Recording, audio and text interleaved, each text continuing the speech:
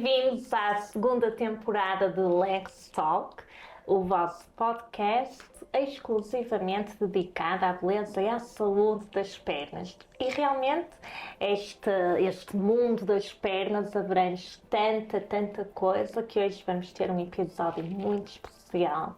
Comigo eu tenho a doutora Ana Luísa Vieira. Muito obrigada. A Ana Luísa é minha colega, é médica especialista em pneumologia e acho que, como todas nós que somos mães, descobriu muito cedo a importância de dormir bem e o efeito que um sono reparador tem em transformar a qualidade das nossas vidas. Como tal, a doutora Ana Luísa adquiriu também a competência na medicina do sono.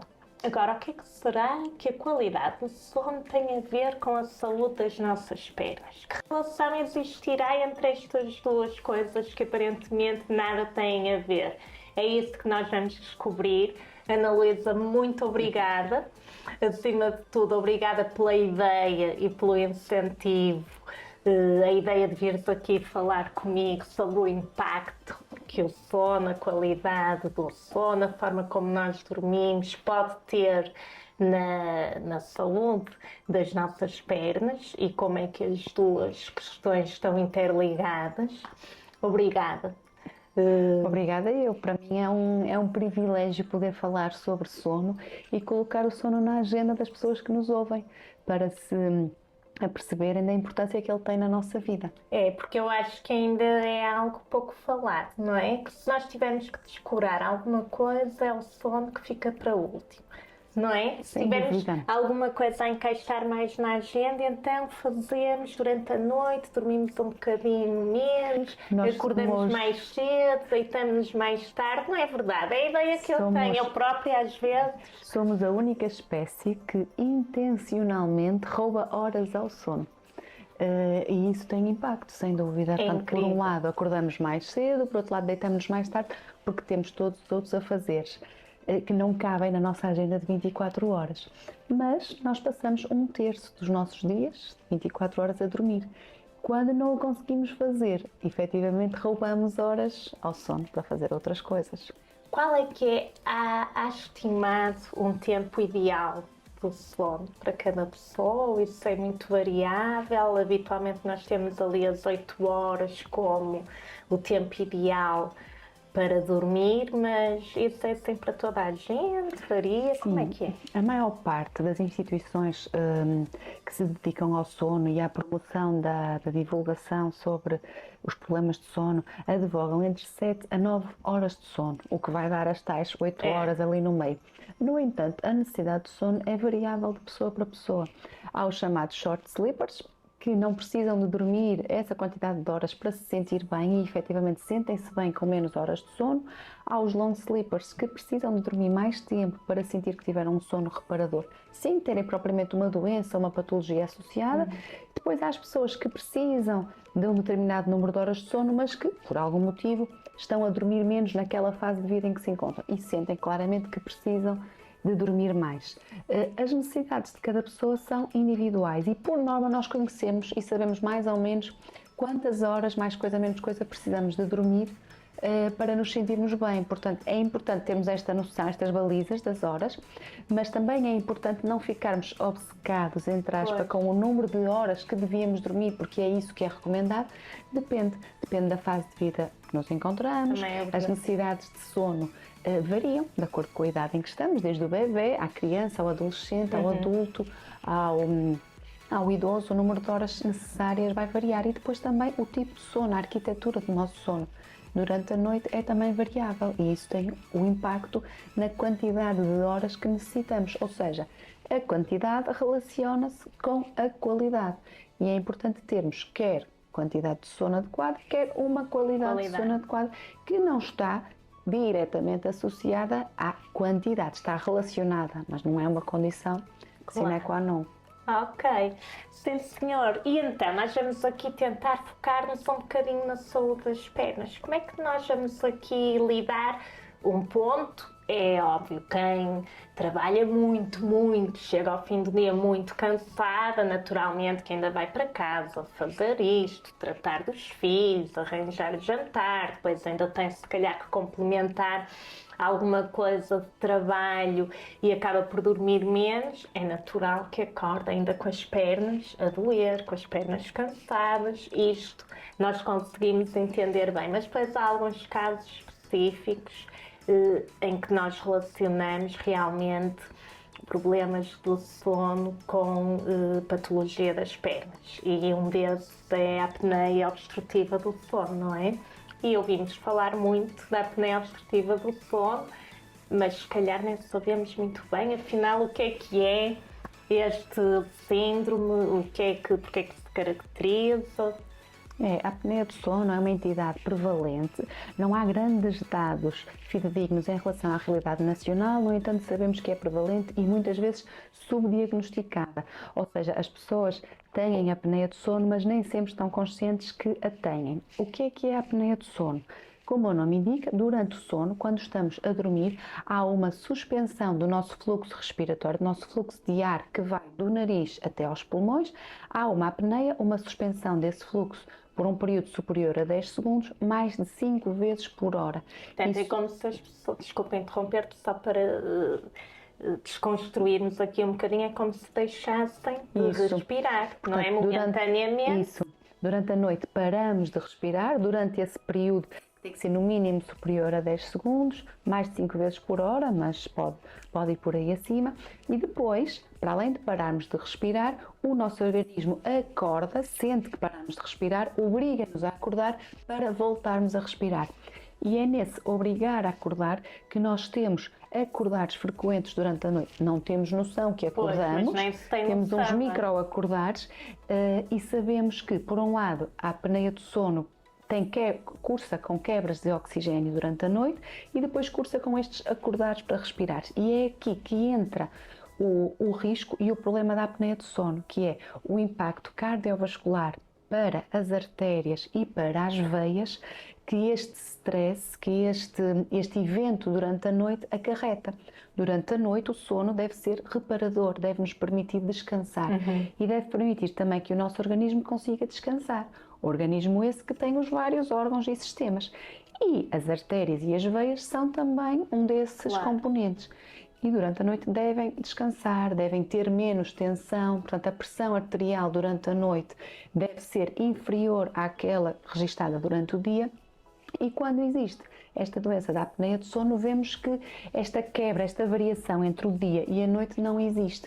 E isso cursa então com aumento de risco vascular, coloca as artérias e as veias em tensão, com uma tensão mais alta, e tem um impacto, quer, por exemplo, na patologia venosa, como as tromboses venosas profundas, as tromboflebites, quer o impacto do ponto de vista cardíaco, cardiovascular, hipertensão, infarto agudo do miocárdio, vascular cerebral, com o risco aumentado de desenvolver um AVC, por exemplo, e depois todo o risco metabólico associado por causa da inflamação subjacente que se desenvolve à noite, nomeadamente com o aumento do risco de diabetes, de excesso de peso e obesidade, que partilha depois também outros fatores de risco comuns, como o sedentarismo, o excesso de peso, o estilo de vida da sociedade moderna que muitas vezes levamos. E como é que alguém pode suspeitar, não é? Se é algo que ocorre durante a noite, como é que eu vou suspeitar se tenho ou não apneia do sono? Como é que eu posso eventualmente, o que é que a pessoa sente, não é? Se não se lembra desse microacordar, se para ele dormiu normalmente porque não registra conscientemente essas interrupções na respiração, como é que vem a suspeita do diagnóstico? Os sintomas são diferentes nos homens e nas mulheres. Nos homens, os principais sintomas são sonolência durante o dia, sentem-se mais cansados durante o dia, durante a noite facilmente adormecem, acordam várias vezes de noite ou não, e depois os companheiros de cama referem ressonam bastante e notam que têm paragens respiratórias e que depois acordam então para acordar, ressonam, param de respirar e dão um solavanco para para voltar a respirar. E, por norma, as esposas, os companheiros de cama destas pessoas sentem e referem: olha, de noite estás a ressonar muito ou estás a parar de respirar. Depois, durante o dia, acordam com a sensação que tiveram um sono não reparador e têm bastante sono durante o dia, sono a fazer atividades nas quais não era suposto sentir sono. Nas mulheres há aqui algumas particularidades. Este sono durante o dia, este cansaço, muitas vezes é confundido com outras questões. Nós mulheres, a maior parte das vezes, sentimos-nos cansadas, não é? Tem a ver com questões culturais de todos os nossos papéis sociais. Mas nas mulheres parece que há aqui um grupo de sintomas diferentes, nomeadamente irritabilidade, fadiga, alguma dificuldade de concentração nas tarefas, algumas alterações de humor em que nos dizem que estamos mais irritadiças, mais agitadas. E depois também durante a noite essas questões, o ressonar pode não ser tão evidente, porque o tipo de apneia que a mulher desenvolve é um tipo de apneia diferente do homem, está mais relacionado com hipopneias e com algum esforço respiratório, não tanto a paragem completa do fluxo, mas os sintomas são esses. Portanto, os sintomas são esses, a existência de patologias em simultâneo, como por exemplo diabetes, hipertensão, excesso de peso, a idade avançada também, sabemos que a apneia do sono vai aumentando com a idade. E depois a mulher tem aqui algumas particularidades, nomeadamente na gravidez, tem um aumento de risco de apneia do sono na gravidez, muito por causa da retenção de líquidos e do edema que surge. E depois na menopausa, em que há uma perda do papel protetor do estrogênio, e então as mulheres desenvolvem a apneia do sono mais ou menos com a mesma frequência que a dos homens na idade pós-menopáusica. Porque habitualmente é mais frequente nos homens. Sim. Portanto, nós vimos aqui que no fundo esta apneia do sono, não é? Que esclareceste muito bem o que é, e eu agradeço, porque também não é a minha área, mas de facto já tinha lido alguns artigos em que estabelece que realmente quem tem apneia do sono tem um risco aumentado dos eventos tromboembólicos, e também, particularmente, o mais grave de todos, que é o embolismo pulmonar. Sim. Mas também quem tem embolismo pulmonar ou quem teve uma embolia pulmonar aguda tem também um risco acrescido de vir a ter apneia do sono. Não é verdade? Depois acaba por haver uma relação bidirecional que tem muito subjacente este estado pró-inflamatório em que o organismo se encontra, e depois uma patologia potencia a outra porque têm este substrato comum, quer tromboembolismo pulmonar, quer tromboembolismo venoso, quer as tromboflebites. E outra questão que eu agora estava a falar, até por estares a falar da questão da inflamação, e é algo que não está descrito. Eu, por muitos artigos que tenha lido, eu nunca vi uma relação entre a apneia do sono e lipedema. Mas eu acredito que, se formos esmiuçar bem, deve existir, porque de facto a falta de descanso e o stress sabemos que estão estabelecidos como gatilhos para o lipedema. Portanto, eu acredito que esta apneia do sono, pelo estado pró-inflamatório que vai condicionar, também provavelmente levará a algum agravamento do lipedema e das queixas relacionadas com lipedema. É provável não só a apneia do sono, mas também outras patologias de sono. O lipedema é uma patologia, não é, pouco falada e também por causa disso pouco estudada.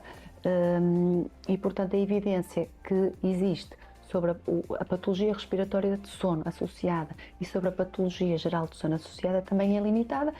Não significa que não exista, apenas não foi estudada e não está descrita para nos permitir falar sobre isso.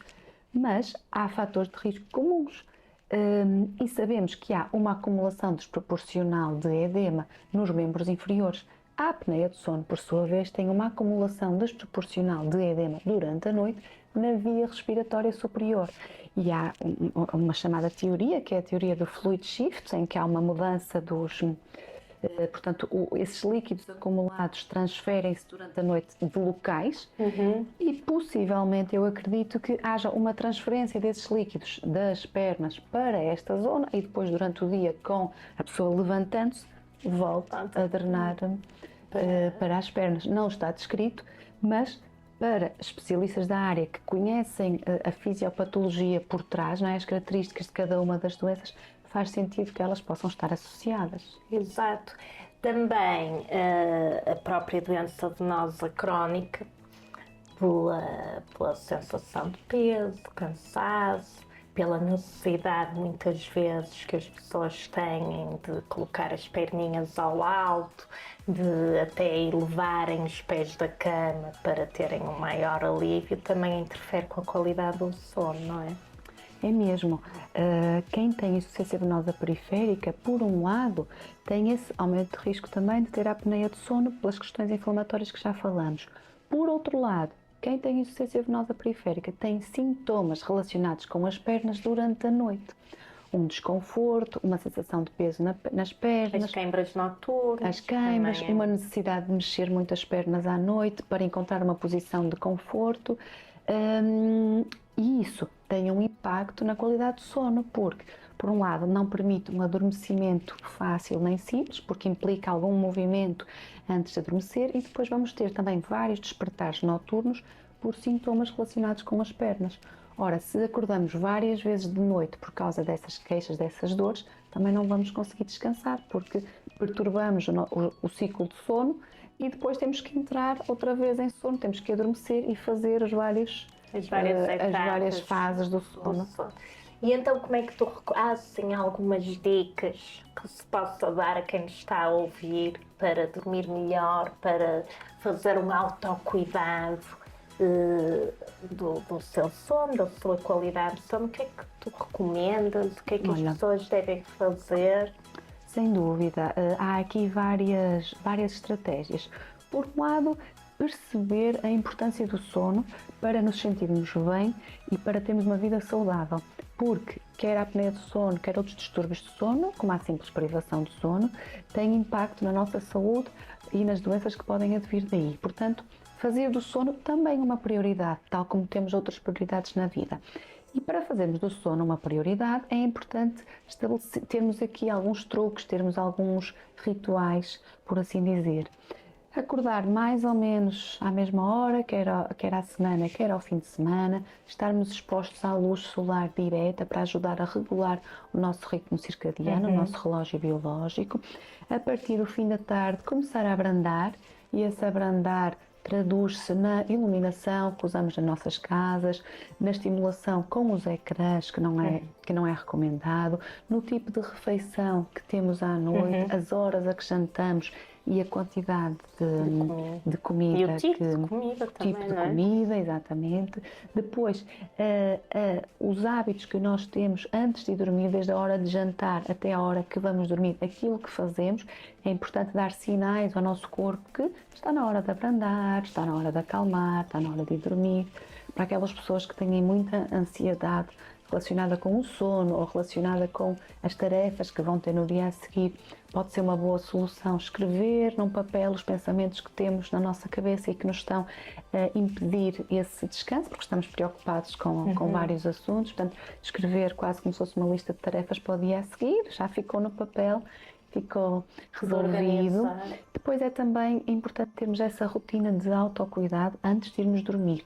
Por um lado, vai-nos relaxar a mente e vai-nos relaxar também o corpo. E isto é muito importante para quem tem sintomas relacionados com as pernas, nomeadamente isso que estávamos a falar, que é a sensação de peso na perna, de cansaço.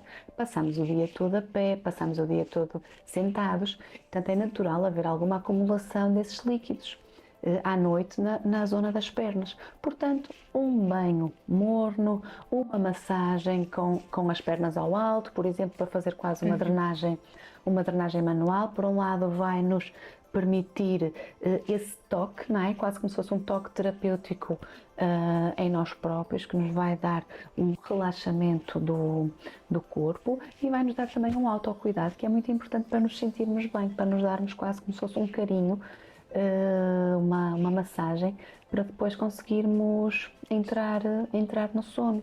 Há pessoas que realmente precisam de elevar um bocadinho os pés da cama, há pessoas que até dormem com algum tipo de compressão, ou que fazem essa massagem ou que põem algum frio também, e que se sentem bem com isso. Portanto, são alguns truques que as pessoas que têm problemas relacionados com as pernas podem usar antes de ir dormir. Agora que não tem nada a ver com pernas, mas tu abordaste aí uma questão interessante e que é extremamente atual, são os ecrãs na hora de ir dormir. Eu impus a mim própria, quando me vou deitar, acabou o telemóvel, acabaram as redes sociais, eu não pego no telefone mesmo no momento de me ir deitar. Isto está provado de facto que tem algum impacto na qualidade do sono, não é? Olha, está, sem dúvida. Por um lado, o uso de ecrãs tem duas questões. Uma questão é efetivamente o tipo de estimulação luminosa que emana dos ecrãs e que perturba ou pode perturbar a produção de melatonina, que é uma hormona relacionada que nos ajuda a adormecermos. E que começa a ser produzida em maior quantidade a partir do fim da tarde. Por um lado, essa questão. Por outro lado, o facto de estarmos com os ecrãs implica que estejamos mentalmente ativos, a pensar em alguma coisa. E isso depois também não nos ajuda nessa rotina de relaxamento para o sono. Portanto, há aqui duas questões em relação aos ecrãs. Depois outra questão é que, efetivamente, mais o telemóvel, até as redes sociais, conduz muito a essa procrastinação do sono, em que a pessoa está a adiar a hora de ir para a cama e nem é por nenhum motivo em especial. Temos ali tempo pouco útil, estamos a queimar tempo para nada. Quais são os truques em relação a isso? Estes telemóveis mais inteligentes que colocam lá, conseguimos colocar lá a hora a que queremos começar a pensar em adormecer, a hora de adormecer e que dão aqueles alarmes e que ficam pretos, desligar as notificações também, de modo a que não sejamos perturbados com mensagens que possam surgir e só vemos de manhã. É importante para quem dorme com o telemóvel no quarto, virá-lo ao contrário, exatamente por causa disso. Se de noite acordarmos, é também importante não estar a carregar no telemóvel para ver as horas, porque isso vai fazer, por um lado, vai nos deixar mais alertas em relação à hora que acordamos, quantas vezes acordamos, e isso pode criar depois alguma ansiedade relacionada com a performance do sono, que é prejudicial. São assim alguns truques em relação aos eletrónicos. Agora vou partilhar contigo uma curiosidade que eu fazia, que deixei de fazer antes de haver os telemóveis. Havia aqueles rádios despertadores com os númerozinhos, ou verde ou vermelho, e eu acordava bastante à meia da noite, até porque era uma altura em que eu trabalhava no público, muitas vezes fazia prevenção, portanto estava sempre alerta, à espera que o telemóvel tocasse. E acordava e via as horas, e aquilo era um stress de pensar, já só tenho 1 hora, ou são 4 da manhã, mas agora não tenho sono e nunca mais adormeço, e daqui a um bocadinho já estou a acordar. E então eu tirei esses despertadores, já não tenho, e realmente quando eu acordo também não olho para o telemóvel, tento não ver que horas é que são. O quarto deve estar o mais escuro possível. A regra é essa. Depois, em relação aos ecrãs, também não devemos, eu gostava de salientar aqui uma coisa, que não devemos ser extremistas. Ou seja, imaginemos que uma pessoa acha relaxante, depois de jantar e de fazer a sua rotina, ver televisão no sofá e estar um bocadinho a ver televisão. Se isso para aquela pessoa é relaxante, desde que a televisão não esteja muito perto da pessoa, pode e deve ser recomendado. Portanto, os ecrãs não são nossos inimigos, têm que ser usados com moderação e com atenção em relação a esta questão do tipo de luz que emanam. Claro que se a pessoa estiver na televisão a ver uma série policial altamente empolgante, se calhar vai roubar horas ao sono, porque apetece sempre ver o próximo episódio. Mas se for algo que a pessoa considere relaxante, por que não? E se isso não tiver impacto no seu sono? A mesma coisa em relação aos livros, por exemplo. Há quem diga, deve-se ler um livro antes de dormir. Claro, se o livro nos ajudar a entrar no sono. Se for também um policial que queiramos sempre continuar a ler, vai-nos tirar horas ao sono. Portanto, como em tudo na vida, é preciso equilíbrio e termos alguma flexibilidade e conhecermos para ver aquilo que funciona melhor para nós. Com base também nas opiniões dos especialistas, para as pessoas que realmente têm alguns problemas relacionados com o sono, se tiverem. Ok. Foi ótima esta conversa, eu acho que foi útil e super esclarecedora. Nós ainda temos aqui, como falámos antes, mais alguns assuntos para abordarmos noutros episódios, não pode ser tudo explicado num único. Há alguma mensagem que tu queiras deixar, Ana Luísa? Sim, a mensagem que eu gostava de deixar é muito pessoal. Acho que nós, como mulheres, como mães, nós duas como médicas, sentimos efetivamente o impacto que o sono ou a falta de sono tem na nossa vida, quer do ponto de vista de doenças relacionadas com o sono, quer do ponto de vista de outras doenças, quer do ponto de vista de um estilo de vida saudável, de nos sentirmos bem, capazes para enfrentar os desafios que temos durante o dia. E, portanto, a minha mensagem é: vamos dormir, vamos descansar, vamos tratar de nós. E para quem nos ouve, que não esteja nesta situação, deixem as mulheres dormir, deixem as mães dormir. É isso. Deem-lhes uma boa noite de descanso, porque mulheres bem descansadas, bem dormidas, mudam o mundo. Exatamente. Obrigada, Ana Luísa. Muito obrigada a quem nos ouviu. Espero que tenham gostado, que tenha sido esclarecedor. Se tiverem questões, não hesitem em contatar-nos. Como é que te podem contatar? Qual é que é o teu forma melhor para te contatarem? Se tiverem questões relacionadas com estes problemas de sono e até com outros da área da pneumologia. A melhor forma para me contactarem é procurarem-me nas redes, Ana Luísa Vieira, ou colocarem no Google o meu nome. Pronto, perfeito. Por mim, da minha parte, já sabem onde me encontrar. Se tiverem dúvidas, se tiverem sugestões, não hesitem em partilhar, que eu terei todo o gosto em ir de encontro àquilo que procuram. Até breve!